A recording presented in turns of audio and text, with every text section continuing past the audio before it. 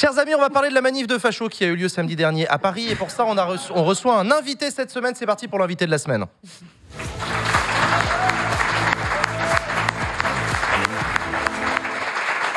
Et j'accueille sur ce plateau qui nous rejoint Yann Castagnier. Salut Yann. Merci à toi d'avoir accepté notre invitation sur le plateau de Backseat. Yann, tu es photojournaliste, tu es spécialiste de l'extrême droite et tu couvrais cette fameuse manifestation samedi dernier pour Mediapart. Merci d'avoir accepté de venir en parler avec nous. Avec plaisir. Qu'est-ce qui s'est passé, bordel de merde, samedi dernier? Moi, je suis comme tout le monde, je me réveille et je vois des images hallucinantes. C'était quoi cette manif? C'est qui ces gens? Qu'est-ce qui s'est passé? Pourquoi cette date? Explique-nous, contextualise. En fait, c'est le comité du 9 mai qui célèbre, alors pas le 9 mai, mais chaque samedi qui approche du 9 mai, donc là c'était le samedi 6 mai, la mort en 94 de Sébastien Desieux, qui en fait a fui tout simplement la police et est arrivé sur un immeuble et est tombé. Et ce qui s'est passé, c'est que du coup, ils rendent hommage chaque année à Sébastien Desieux et ils se rassemblent. Alors, en général, c'est le GUD qui organise. Le GUD, c'est le groupement Union Défense. Oui, pardon, le groupement Union Défense. Alors là, on les voit effectivement sur une des photographies. C'est une association historique d'extrême droite étudiante. Oui. Qui est un groupuscule qui était très présent à Assas, en fait. Qui a une université à Paris, oui. Voilà, exactement.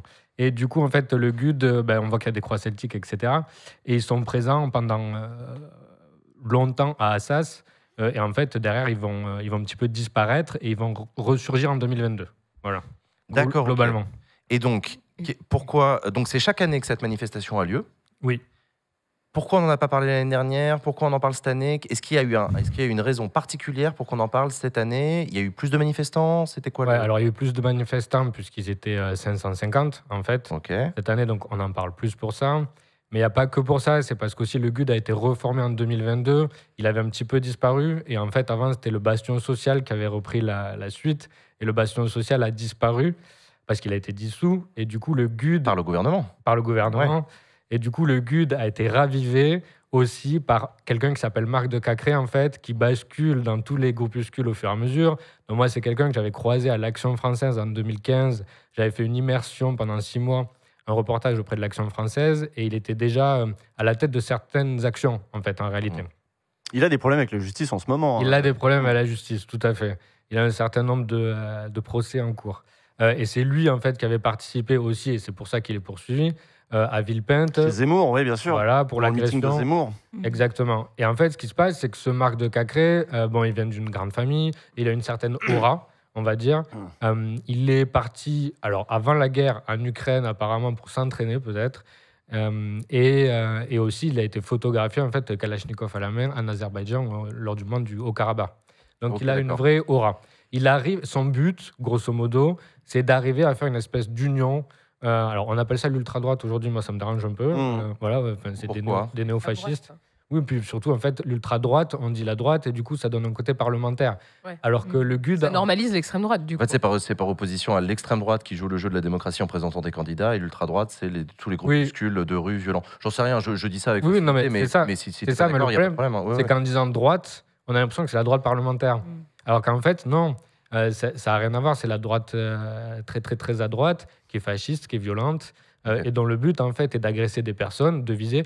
Ils ont agressé le Saint-Sauveur, etc. Enfin, c'est la question que j'allais te poser pour les personnes qui sont peu habituées à suivre la politique, qui ont vu ces gens masqués de noir, avec des drapeaux noirs, avec des croix celtiques dessus. Ce sont des groupuscules militants qui se situent politiquement à l'extrême droite, qui sont... racistes, qui sont homophobes, qui sont antisémites. Oui. Comment est-ce que tu aides les gens à les situer? Oui, on peut dire tout ça à la fois. Hein. Des suprémacistes blancs. Des suprémacistes blancs, d'accord, ok. Mais en fait, on va dire que dans les groupuscules d'extrême droite, il y a une espèce de panel sur quelles sont les actions à utiliser, une espèce de panel de l'action politique. Vous avez, entre guillemets, j'allais dire les gentils, mais l'Action française, qui du coup est royaliste, nationaliste, catholique, qui sont plutôt ceux qui sont très intellectuels, hyper cultivés en termes d'histoire et tout. Moi, franchement, c'est des gens avec qui parfois j'ai eu des discussions intéressantes en termes d'histoire. Ils sont hyper calés. Parfois, ils peuvent avoir des liens avec l'église, le diocèse, des curés qu'ils connaissent, etc. Ils sont quand même implantés dans une certaine notabilité aussi locale, les bonnes familles. Exactement. Etc. Ça, c'est l'Action française. Il y a beaucoup de gens qui sont la fraternité Saint-Pédis, et où il y a vraiment un truc qui est marginal chez eux, c'est de faire le coup de poing. Ça arrive, mais ça reste marginal comme action. Okay. Eux, ce qu'ils veulent, en gros, c'est abat la République, vive la monarchie, vive le roi. C'est les philos, oui, c'est ça, ils écrivent des articles. Voilà, exactement. Action française 2000, c'est leur journal. Voilà, Darmanin avait publié dans leur revue dans sa jeunesse. Et donc, c'est vrai.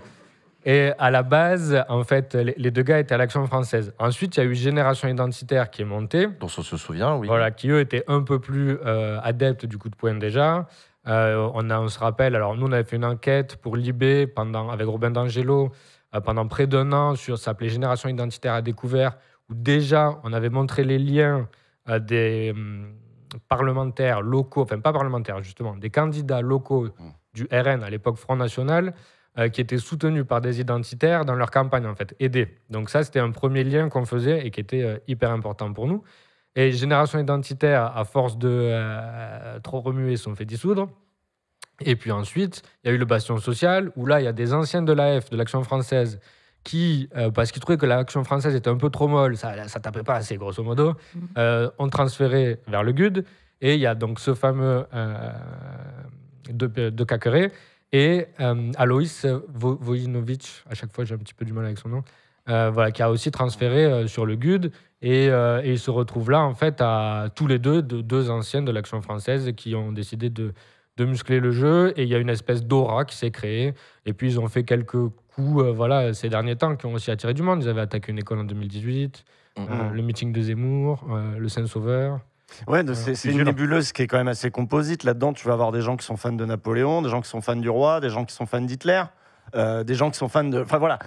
Mais dans tous les cas, en tout cas, ceux-là, ils se retrouvent tous, en général, pour voter Zemmour, ou Marine, ça dépend, qui a fédéré un petit peu tous ces gens-là. Et puis, tu as d'authentiques néo-nazis. Et quand on parlait d'une gradation, ouais, tu disais Action française, ensuite Génération Identitaire, qui faisait des trucs un peu plus comme, ils avaient des doudounes bloqués, ils faisaient des trucs... Avec sur les mosquées, dans les Alpes, ce genre de... Ouais, très comme, très... Ils repoussaient les migrants aux frontières. Voilà. C'est ce que fait pas l'Action française, par exemple. Non. Voilà. Et après, on va arriver à la bagarre de rue. Ça, c'est le truc dont on parle le moins.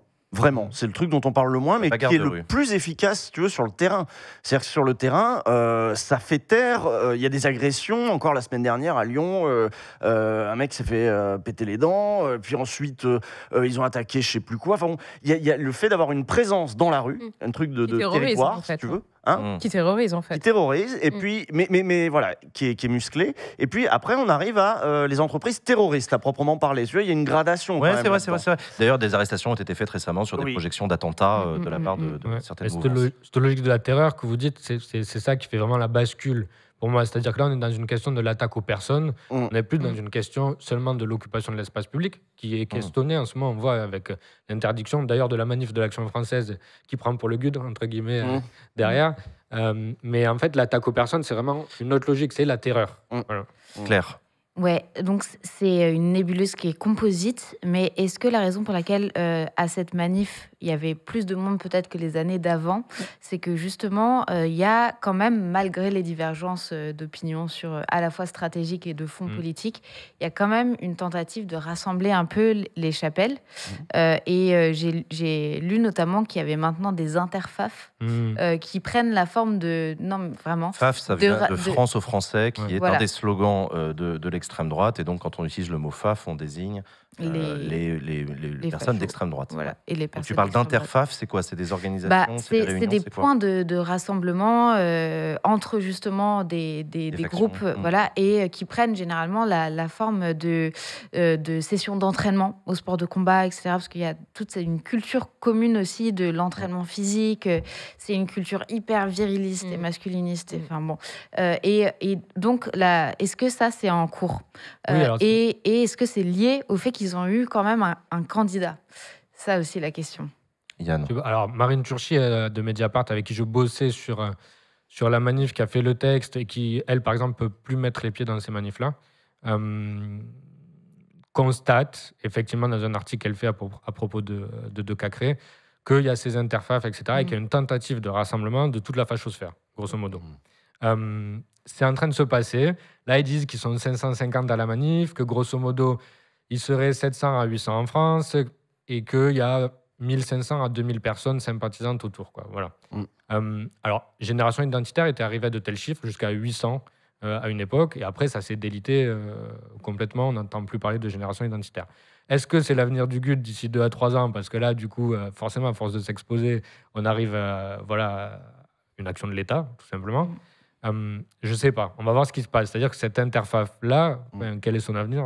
Je vais vraiment tous nous demander collectivement d'essayer au maximum de définir les mots et les concepts qu'on utilise, parce que là, on jargonne entre personnes qui suivent l'actualité politique, et pour les personnes qui nous regardent, ça, à mon avis, très difficile. Il y a plein de questions dans le chat sur de quoi est-ce qu'on parle, de GUD, machin, croix celtique, de quoi on parle et tout. Essayons juste de définir. Claire, Léa, excuse-moi, tu voulais dire quelque chose? Oui, je voulais te poser la question, toi qui vraisemblablement travailles sur ces groupes d'extrême droite ou ultra-droite. Moi, je préfère dire extrême droite parce que j'ai le sentiment que sinon ça dépolitise un peu leur action. Tu travailles dessus depuis un certain temps. Moi, j'ai l'impression que les choses s'empirent et qu'ils sont de plus en plus violentes, de plus en plus structurées, de plus en plus nombreux. Est-ce que c'est juste un sentiment ou est-ce que c'est une réalité sur le terrain? Est-ce que toi, tu le constates? Alors, il y a un retour à la mobilisation via l'action politique violente, effectivement, au niveau de l'extrême droite. C'est-à-dire que, comme j'expliquais tout à l'heure, les différentes mouvances qu'il y avait, Génération Identitaire était à la mode et ils étaient un peu moins violents. Maintenant, le GUD est à la mode, mais ils sont un peu plus violents. Donc, effectivement, il y a une radicalisation de l'action violente. Après, en termes de nombre, moi, je n'ai pas les chiffres, mais ce serait intéressant d'aller voir. Mais les derniers, je ne les ai pas en tête là, mais les derniers que j'ai entendus, c'est que ça augmente, quand même, grosso modo. Donc après, on est sur des proportions, et c'est ce sur quoi je voulais conclure tout à l'heure, il faut raison garder. On parle aussi de 550 personnes, et il ne faut pas non plus tomber dans une paranoïa totale sur voilà, c'est un immense groupe, etc. On n'en est pas encore là. Il n'y a pas que. Ah non, il n'y a pas que. Mais enfin, après... On voit, ce n'est pas des phénomènes qui sont isolés. Il y a un rugbyman argentin qui a été tué en plein Paris. Il y a un maire d'une commune qui a été victime d'un attentat. Là, on l'a appris récemment. Il y a quand même plusieurs actions et on voit bien qu'à chaque fois, derrière, ils fanfaronnent, bras dessus, bras dessous. C'est là où je voulais en venir. La question, c'est de leur influence, en fait. Ensuite, derrière, parce que ça libère d'autres choses. Et donc, en fait, c'est toute la question de l'accoutumance à la violence dans l'espace public et aussi de la revendication nazie ou fasciste dans l'espace public. Est-ce qu'on tolère ça? En fait, le problème, c'est le simple fait de s'habituer. Moi, j'avais travaillé sur, en fait, c'est de là que vient mon intérêt pour les groupes d'extrême droite, c'est comment est-ce qu'on était arrivé au génocide au Rwanda. J'avais fait un reportage en 2008, voilà. Et l'influence du discours, notamment au travers des médias, c'était Radio Mille Collines, qui était une radio de propagande, l'influence des discours sur ensuite le déclenchement de la violence. Et selon l'espace qu'on lui donne dans l'espace public, alors physique, la rue ou l'espace médiatique, plus on habitue les gens à côtoyer, plus ils vont s'habituer. C'est-à-dire qu'ils vont se dire « Ah, des nazis dans la rue ». La première fois, ça choque. La deuxième fois, c'est « Ah, ben encore ». Et puis la troisième fois, « Oui, mais c'est bon, on a l'habitude ». Et en fait, c'est ça le risque. Et ce que tu pointes, c'est vraiment ça. C'est le problème, c'est que oui, ils sont que 550, mais après, derrière, ils libèrent d'autres choses. Et en plus, ils ont des liens avec le Rassemblement national qui ont été évoqués de multiples fois, Axel Lousteau, Châtillon, etc., et que vous évoquiez juste avant. Ça, c'est problématique, en fait. C'est leur capacité d'impulsion dans le débat public. Et on le voit, en fait, ils occupent le débat public. Et nous, on est sur une fine ligne. La particularité aussi de cette manifestation de samedi dernier, c'est qu'elle n'avait pas été interdite par la préfecture de police. Le préfet de police à Paris s'appelle Laurent Nunez. C'est un ancien ministre délégué auprès du ministre de l'Intérieur. De toutes les façons, les préfets sont sous l'autorité du ministre de l'Intérieur, donc il n'y a pas l'épaisseur d'une feuille de papier à cigarette, mais il se trouve que lui a lui-même été ministre par le passé, et il n'a pas pris d'arrêté d'interdiction de cette manifestation, en utilisant l'argument que il y a quelques semaines ou quelques mois, une autre manifestation similaire avait été interdite par la préfecture, mais que cet arrêté d'interdiction avait été cassé par la justice estimant que la préfecture ne faisait pas assez démonstration de risque réel de trouble à l'ordre public. C'est l'argument qui a été sorti par Laurent Nunez pour justifier le fait que, désolé, juridiquement, on n'avait pas assez de base légale pour interdire cette manifestation. Revirement 24 heures plus tard de la bouche du ministre de l'Intérieur, Gérald Darmanin, qui déclare que cette manifestation de samedi dernier était intolérable, qu'à partir de maintenant, les manifestations similaires feront bien l'objet d'arrêtés d'interdiction, quitte à ce que la justice les casse. Mais sous-entendu, nous, en tout cas, le gouvernement, on va faire ce qu'on peut pour les empêcher. Après, si la justice les juge illégales, voilà. Bon, est-ce qu'ils auront jusqu'à changer la loi pour les rendre plus illégales? Je ne sais pas, on verra. Mais voilà, on sent quand même que du côté du gouvernement, malgré tout un discours de diabolisation de l'extrême gauche, il y a aussi une tentative de réaction, parce qu'on a l'impression que ça va quand même trop loin, y compris pour le gouvernement. Qu'est-ce que tu en penses, toi, qui observes ces milieux de près? La réponse du gouvernement, la réponse de Gérald Darmanin, elle est adaptée? De Gérald Darmanin en particulier, est-ce qu'elle est adaptée? Sur l'efficacité de dissolution de groupe, déjà, pour commencer par ça, on voit que ça ne marche pas. En fait, on dissout les groupes, ils se reforment, etc. Après, ils ne reviennent pas beaucoup plus nombreux, ce qu'on disait tout à l'heure sur les chiffres, là, 550, 800, on reste quand même dans les mêmes nombres. Hein. Donc voilà, ce qui est rassurant, c'est que ça ne grossit pas. Peut-être que le but du jeu, c'est déjà de faire en sorte qu'ils ne grossissent pas, qu'ils n'aient pas plus accès à l'espace public. Temporairement, ça peut être une solution aussi. Hein. Après, est-ce que ça va être tenable sur le long terme? Et sur les questions d'interdiction, la précédente qui a été, où l'arrêté a été cassé, en fait, c'est les commémorations du 6 février 1934. Et c'est l'Action française qui fait ça. C'est le groupe le moins violent. Donc, il n'y a pas dû avoir de troubles à l'ordre public. Et là, pareil, en fait... C'est-à-dire que les juges, ils ont estimé en l'espèce, ils ont dit, ouais, enfin bon, c'est des vieux... oui, c'est ça, ils vont oui, mais en fait, là, c'était des jeunes... C'est des gens qui se trimballent avec des drapeaux royalistes avec une fleur de lys. Enfin, on n'est pas sur le GUD qui vient avec des gants coquets, des cagoules, qui ont le soleil noir tatoué, etc. C'était pas les mêmes personnes. Ok, dans l'arrêté, s'est fait casser, c'est normal. Il y avait vraiment, je pense, objectivement, pas de risque de trouble à l'ordre public. Tu veux dire que le préfet aurait très bien pu prendre un arrêté d'interdiction de cette manière. Samedi, oui. Ouais. Et qu'un juge aurait estimé que effectivement, est d'accord. Non, je vois ce que tu veux dire. En fait, si on se retrouve avec une mouvance qui est quand même menée par un mec qui pose avec une Kalachnikov à la main au Karabakh, enfin. Oui, non, il y a une différence. Une petite incise. Vas-y. Parce que on parlait du niveau de violence que ces groupes imposaient dans des villes, dans des centres-villes. Et par exemple, là, on a pu les voir lors des blocus dans des lycées ou dans des facs. On a pu les voir, y compris à Lyon, faire le tour des lycées pour débloquer eux-mêmes les lycées. Un groupe de 30, j'en avais parlé ici parce que c'était arrivé le matin même. Et donc, ils vont imposer un niveau de violence dans la rue, qui fait que derrière, il va falloir une réponse. C'est là qu'arrivent les antifas, si vous voulez. Antifas, ça veut dire antifascistes, voilà. Ce sont les militants... Et là où je voulais faire un petit point, c'est pour rappeler aux gens, souvent on dit, il y a les antifas, il y a les fachos, c'est les mêmes, on les renvoie dos à dos. Il n'y a pas besoin d'antifas s'il n'y a pas les fachos. Et la culture de la violence, elle vient de ce mouvement-là. Elle est toujours venue de ce mouvement-là. Pourquoi ? Parce que c'est au cœur de leur pensée politique. C'est une pensée de la force, c'est une pensée de la brutalité, donc il est logique qu'elle s'exerce et qu'elle soit présente pour casser du gauchiste, etc. Et cette brutalité, on la ressent dans leurs actions, on la ressent aussi dans leurs mots. Est-ce que tu peux nous raconter comment ça s'est passé quand tu es allé leur prendre en photo ? Qu'est-ce qu'on t'a dit ? Qu'est-ce que tu as vu, toi, en tant que journaliste ? Parce que je rappelle que Yann, qu'est-ce que tu as entendu ? Tu es journaliste et tu as couvert pour Mediapart cette manifestation, tu étais sur place. Ouais, et ce qui s'est passé, c'est qu'effectivement, j'étais dès le début... Alors, comme... apparemment, j'étais connu plus que ce que je croyais dans ce milieu. Ils m'ont repéré dès le début, et notamment un ancien de l'Action française, en fait, qui a basculé au GUD, et qui donc... alors, il repoussait tous les photographes, mais après, en particulier, ils sont venus dire, nous, on n'est pas en mesure d'assurer sa sécurité, en parlant de moi, si des membres du cortège sortent pour... se chauffe, quoi. Voilà, mais il s'est arrêté, sortent. Voilà. Donc, grosso modo, j'en étais là. La police m'a pris derrière, m'a débriefé. Je leur ai fait tout mon historique des reportages que j'avais fait sur eux et que du coup, apparemment, ils étaient énervés. Et ce qui s'est passé, c'est que le policier me débriefe et je suis direct pointé du doigt par 3 gars cagoulés qui disent c'est lui. Et donc là, je comprends qu'en fait, finalement, ça va être plus compliqué que je pensais. Moi, honnêtement, je ne m'attendais pas à autant d'animosité. Moi, je me suis dit, les gars qui sont passés de l'Action française au GUD, ils assument leur radicalité. Presque, ils sont contents d'être là. Donc, ça ne les dérange pas d'être pris en photo. Et donc, en fait, ce que je me suis dit, c'est que comme ils avaient quitté l'Action française et que j'avais déjà pris en photo, bon, voilà, je continuais. J'ai pas fait de... Tu vas bien depuis la dernière fois. Voilà, pas à ce point-là, mais grosso modo, bon, on l'a déjà croisé, c'est toujours le même, on a l'habitude, voilà. Bon, il s'est pas passé ça, en fait, ils étaient beaucoup plus nerveux que ce que je croyais, on continue, et puis en fait, après, voilà, je vois surgir Lousteau que je prends en photo, et ça, je pense que ça a déclenché encore plus d'hostilité. Lousteau, un ancien responsable du Rassemblement National. Ancien responsable qui a été élu du Rassemblement National jusqu'en 2021, et trésorier du micro-parti Jeanne, ce que vous disiez tout à l'heure. Et qui est toujours à la tête d'une entreprise qui a brassé énormément d'argent grâce aux campagnes du RN. Oui, prestataire, ouais. De communication. Ça. Et en fait, voilà, ce qui va se passer, c'est que je vais avoir pression sur coup de pression. Et à la fin de la manif, je vais me faire grosso modo un petit peu entourer. Donc les policiers vont me dire restez près de nous. Et oui, franchement, là, la personne en charge du dispositif a été top. Et en fait, à la fin de la manif, c'est même le policier qui dit à sa collègue bon, lui, on va le sortir parce qu'il va se faire casser la gueule sinon. Et donc. T'as été protégé par la police. Ouais, j'ai été protégé par la police. Et ils m'ont raccompagné jusqu'à mon scooter. Et ce qui est taré, c'est que Lousteau m'a suivi jusque-là. Alors qu'il y avait 2 flics qui te raccompagnaient. Et en mode comment en mode il me suivait, il téléphonait en même temps. Voilà. Donc je pense qu'il devait peut-être dire où j'étais. Photo, il m'a pris en contact avec les autres. Ouais. Et en fait, après, une fois que j'ai fait semblant de passer près du scooter, parce que j'ai dit au policier en charge du dispositif, en fait, il y a un ancien gudard là qui nous suit.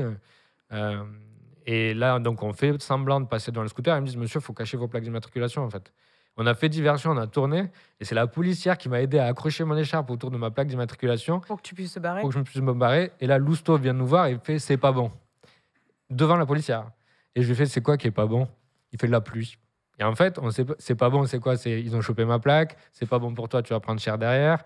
Voilà. Mais il s'est joué sur les mots comme ça. Il joue à l'intimidation. Ouais, c'est une intimidation. Et en mais fait, voilà, ça marche, j'ai envie de dire, quand tu travailles sur l'extrême droite, quand tu es dans leur collimateur, moi ça m'est déjà arrivé de me faire suivre. De me faire suivre, me faire prendre en photo, de devoir péter un peu une filature parce que tu vois le gars que là, lui, il t'a repéré, lui. Et il est en train, manifestement, de passer des coups de fil, etc. Donc c'est pas une famille politique comme les autres, si vous voulez. Ça, c'est un vrai sujet, quoi. Ça, c'est un vrai sujet. Je veux dire, oui. pour ton métier, toi, tu fais comment pour garantir ta protection? Enfin, je te demande pas de nous dire tes tips, mais enfin, je veux dire, t'es quand même visé, t'es mis en danger, quoi. C'est super chaud. Et ben, c'est là où on bascule dans quelque chose qui n'est pas démocratique, et c'est bien pour ça, en fait. C'est un groupe autoritaire qui vise à contrôler l'espace public et qui, par exemple, voulait décider de qui couvrait leurs manifestations. C'est le propre d'un régime autoritaire. Et en fait, ils ont déjà ça dans l'ADN. Et c'est pour ça que des gens qui ne respectent pas ces principes de démocratie-là, est-ce qu'on leur donne vraiment accès à l'espace public? C'est une vraie question. C'est tout le sujet politico-juridique qui est posé autour de la base pour interdire ou pas ces organisations. Ça a déjà été traité en partie par le Conseil d'État, mais aussi la question de l'autorisation de manifester. Peut-être que la jurisprudence va évoluer ces prochains temps. Yann, merci beaucoup d'être venu nous en parler. Yann Castagnier, on retrouve les articles que tu as écrits sur ce sujet sur le site Mediapart. Alors, c'est Marine Turchi qui les a écrits avec des infos que j'ai fait remonter du terrain. C'est ça, toi, tu étais sur le terrain, c'est Marine Turchi qui les a écrits. On retrouve tes photos notamment.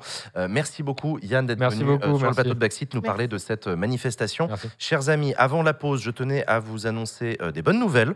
Je tenais à vous annoncer, donc je vous rappelle que Backseat est financé par une campagne de financement participatif depuis le mois de janvier dernier. C'est grâce à vos dons qu'on fait cette émission. Et j'ai le plaisir de vous annoncer que nous avons la possibilité désormais sur le site KissKissBankBank de faire des dons uniques en plus des dons récurrents. Vous nous l'aviez demandé. Les équipes de KissKissBankBank ont travaillé ces dernières semaines à notre demande pour développer cette nouvelle fonctionnalité. Donc maintenant, vous pouvez toujours faire un don récurrent si vous le souhaitez. Je vous rappelle qu'à partir de 5 € par mois, vous avez accès à toutes les VOD des émissions Backseat avant leur publication sur YouTube le dimanche, donc en exclusivité dès le soir de l'émission, après l'émission. Vous pouvez également faire un don unique si vous ne souhaitez pas faire un don régulier. Voilà, en termes d'étapes, on en est où sur l'argent? J'ai fait un point hier, une vidéo va sortir sur la chaîne Backseat pour vous expliquer où est-ce qu'on en est. On est à 77 000 € de la fin de la campagne de financement participatif. On va réussir à aller jusqu'au bout de cette saison de Backseat. Avant la fin du mois de juin, il faut qu'on récolte encore 77 000 €. Quoi qu'il en soit, merci du fond du cœur pour vos dons. La bonne nouvelle que je voulais vous annoncer, c'est que nous avons obtenu une aide de la part du CNC qui a octroyé une aide à Backseat pour nous aider à produire cette émission. On l'avait demandé, on l'a obtenue, la nouvelle est tombée cette semaine, donc je suis très heureux de vous l'annoncer. On a été soutenu. On va continuer à faire des émissions très très chouettes avec des partenariats, avec des before, etc. Voilà, mais merci pour votre mobilisation, merci pour votre soutien financier à cette émission. C'est grâce à vous qu'on l'a fait et j'espère qu'elle continue à vous plaire.